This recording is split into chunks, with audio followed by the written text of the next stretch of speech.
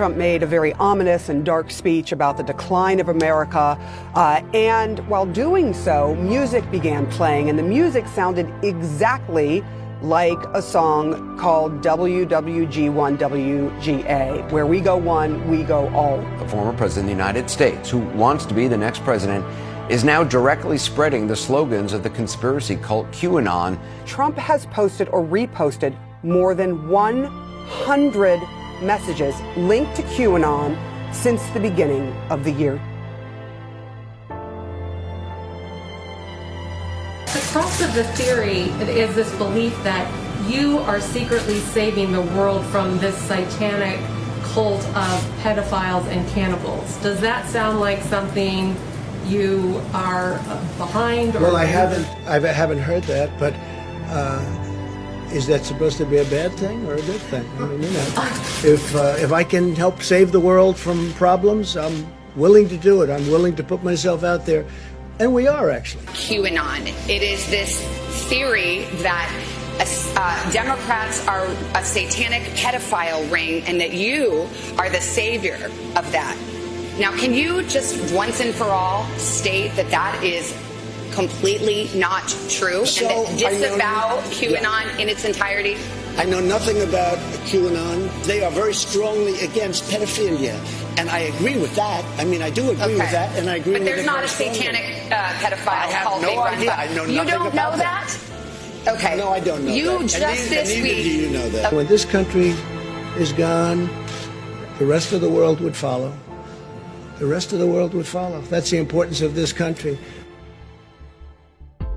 On January 29, 2018, an anon asked Q if Trump could work the phrase "tip top" into his State of the Union speech as a shout-out to anons. Instead, Trump said it at the 2018 Easter egg roll with the white rabbit from Alice in Wonderland standing next to him. Keep this incredible house or building or whatever you want to call it, because there really is no name for it. It is special. And we keep it in tip-top shape. We call it sometimes tippy-top shape. And it's a great, great place. Q has used the phrase Alice in Wonderland in posts. Trump didn't just fulfill an anon's request, he pointed at Q. An anon requested a hashtag Obamagate tweet from Trump, and Trump posted Obamagate without the hashtag. On April 12, 2018, Q posted Twitter down. Exactly 1 year later, on April 12, 2019, Twitter went down.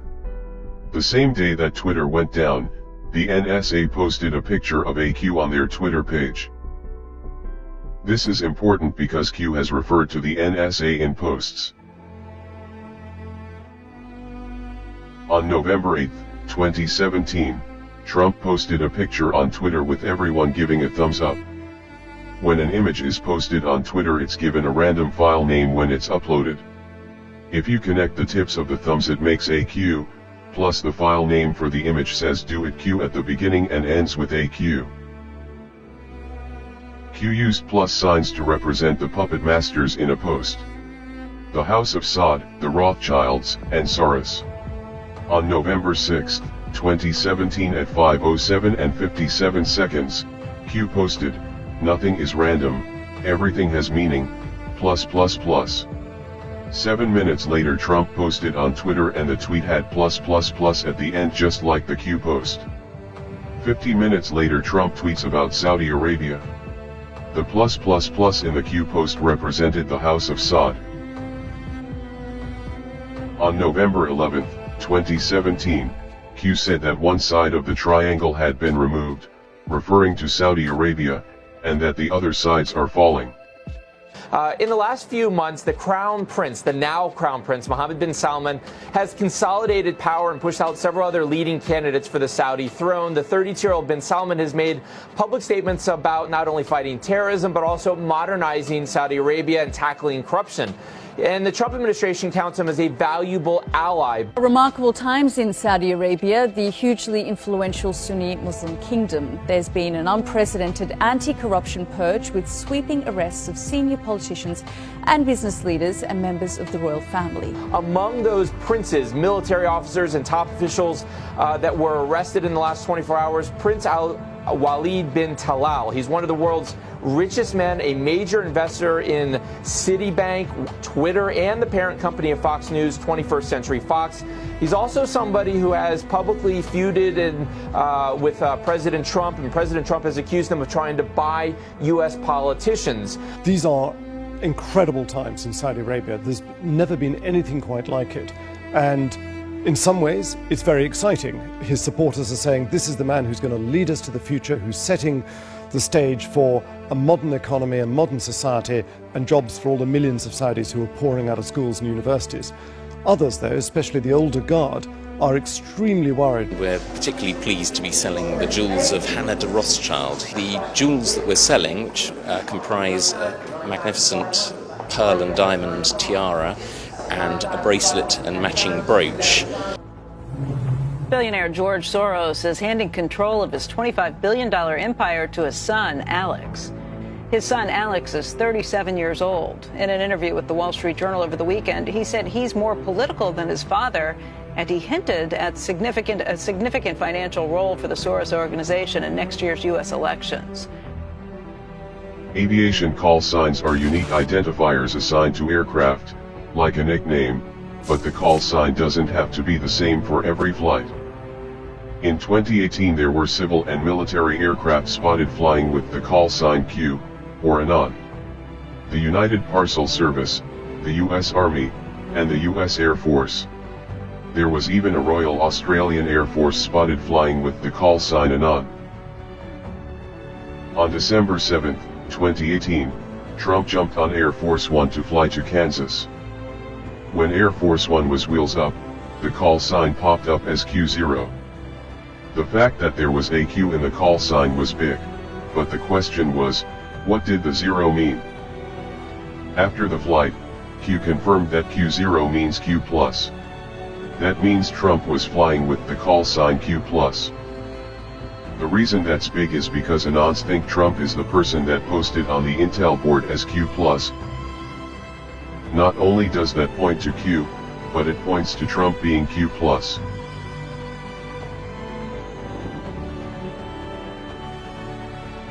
On October 2, 2018, Q posted 5347 by itself. On November 6, 2018, the U.S. Senate election results were 5347.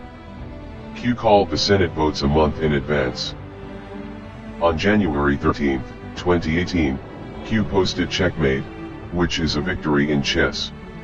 In 2024, Trump posted a hashtag by itself. In chess the hashtag means checkmate. On October 5, 2018, Q posted, "The picture will be the signifier," and dropped the link to an account with the handle, QAnon Baby. They respect us. That's more important. Look at that beautiful baby. Look at that beautiful baby. Wow, what a baby. What a baby. That is a beautiful baby. That's like from an advertisement.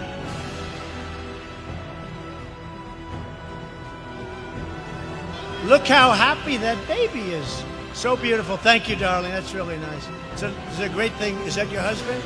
That's a great thing. Thank you. Congratulations, husband. Man. What a picture. But we're going to have the country all set. On July 17, 2019, Trump stopped in the middle of his speech to point out a baby, took a picture with his hands and said, "What a picture."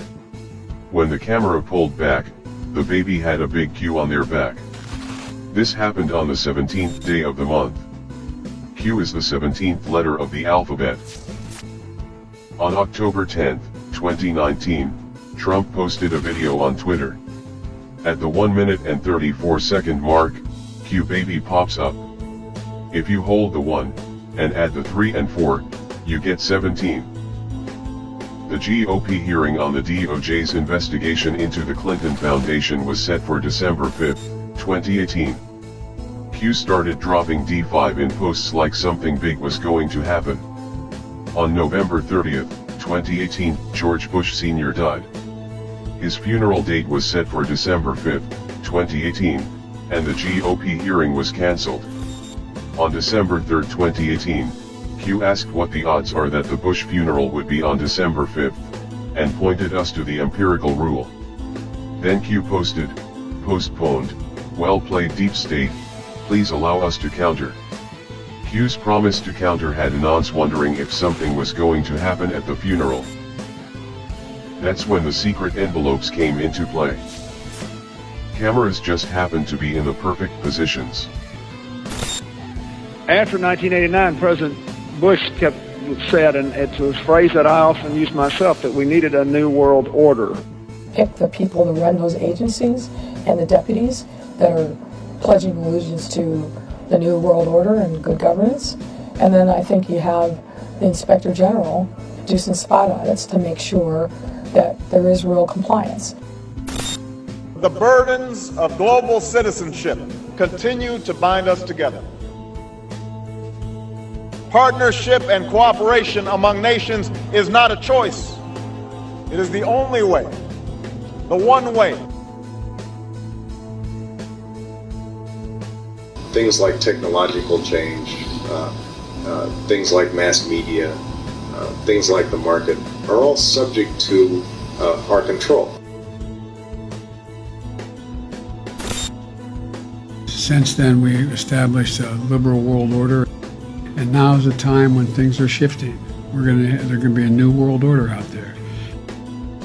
Look, I think that everyone is going to have to take a hard look at where they want to be at this moment in history, as we're looking at efforts across the country to prevent people from being able to exercise their fundamental rights. The chair declares the joint session dissolved. Where's the concern for the United States in that? Well, it's not my concern. We have before us the opportunity to forge for ourselves and for future generations a new world order. When we are successful, and we will be, we have a real chance at this new world order. On December 11th, 2017, Q posted, "Follow the wives." All the envelopes were delivered to the wives. And Anon asked Q what was in the envelopes. Q answered, "Our promise to counter." In 2020, Anon made a D5 connection. A declassified memorandum for the Director of National Intelligence, about the unmasking of General Flynn. The document's date is the 4th of May. 4 equals D, and May equals 5. Q replied, they thought it meant December 5th. On February 22, 2018, Q posted, "Fight, fight, fight." Q only posted that one other time in over 4,000 posts. When Trump was shot, and had Secret Service covering him, not knowing if there were more shooters, he broke protocol to put his head and fist up to say, "Fight, fight, fight." If he was going to die, he wanted those to be his last words. Each of you enters service at a truly exciting time for our country. For we are witnessing the great reawakening. With this strategy, we are calling for a great reawakening of America. Now we are calling for a great reawakening of nations, for the revival of their spirits, their pride, their people, and their patriotism. On September 19, 2017, Trump called for a great reawakening of nations in his UN speech. On October 6, 2017, Trump said it was the calm before the storm, and on October 28, 2017, Q dropped the first post. You guys know what this represents? It's the calm before the storm. What's the storm? Could be the calm before the storm. What storm is We have the world's great military people in this room, I will tell you that. And we're going to have a great evening. Thank you all for coming, gentlemen. Thank you. What store, Mr. President? You'll find out. You guys know what this represents?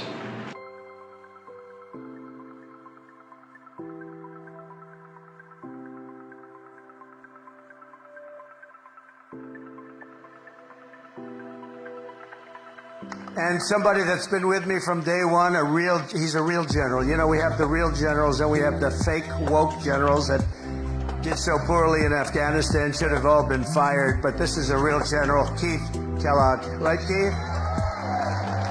And this is a great group.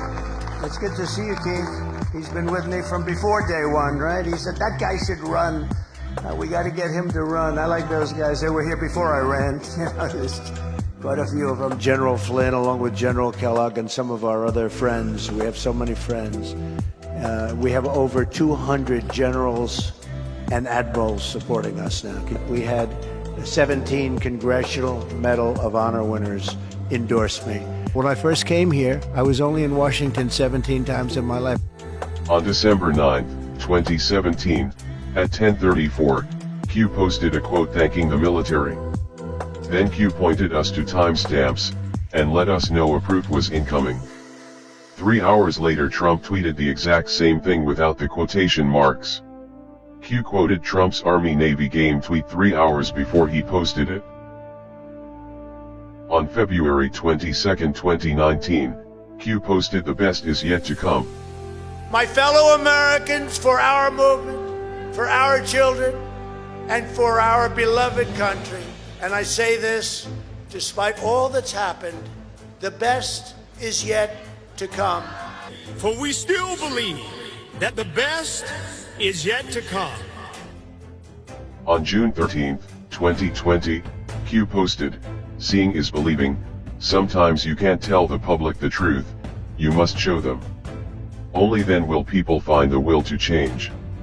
It had to be this way. This is not another 4-year election. 2020 to 2024 has been called the pause. Let the deep state steal 2020, and let the people see for themselves." In 2022, Trump confirmed it. One of the important factors of the pause is that we see how bad they've done. So we will be able to do it properly, and it will be much easier. Everybody will agree with us because everybody sees what a bad job has been done during this 2-year period, and it will be a 4-year period. Everybody sees that. It will be much easier for us to do what has to be done. Those text messages were sent from the wife of Supreme Court Justice Clarence Thomas. I looked at past inaugurations as far back as George Bush. Not once did the military walk up and stand behind the president. The man on the right is a judge advocate general, and the man on the left is military intelligence. What Trump says when they're standing behind him is also important. Today's ceremony, however, has very special meaning. Because today, we are not merely transferring power from one administration to another, or from one party to another, but we are transferring power from Washington, D.C., and giving it back to you, the people. On November 1, 2017, Q posted, "The only way is the military, once 11.3 verifies as first marker." Some people assumed it was an arrest date, but they were way off. 11.3 is a section in the DoD Law of War Manual discussing belligerent occupation of a country. End of occupation and duration of Geneva Convention obligations. The status of belligerent occupation ends when the conditions for its application are no longer met. Certain Geneva Convention obligations with respect to occupied territory continue for the duration of the occupation after the general close of military operations. End of occupation. Belligerent occupation ceases when the conditions for its application are no longer met. In particular, as discussed below, the status of belligerent occupation ceases when the invader no longer factually governs the occupied territory or when a hostile relationship no longer exists between the state of the occupied territory and the occupying power. Belligerent occupation ends when the occupying power no longer has effectively placed the occupied territory under its control. For example, an uprising by the local population may prevent the occupying power from actually enforcing its authority over occupied territory. Similarly, the occupying power's expulsion or complete withdrawal from the territory would also suffice because the former occupying power generally would not be able to control sufficiently the occupied territory. Rest in peace, Mr. President, JFK. Through your wisdom and strength, since your tragic death, patriots have planned, installed, and by the grace of God, activated the beam of light. We will forever remember your sacrifice. May you look down from above and continue to guide us as we ring the bell of freedom, and destroy those who wish to sacrifice our children, our way of life, and our world. We, the people. This has never been attempted before. The use of the general public to counter the propaganda push by the controlled media. Analysis indicates that situational awareness of the general public is expanding at a massive pace. Attacks indicate the loss of generalized information control by the mainstream media, military, and civilian alliance.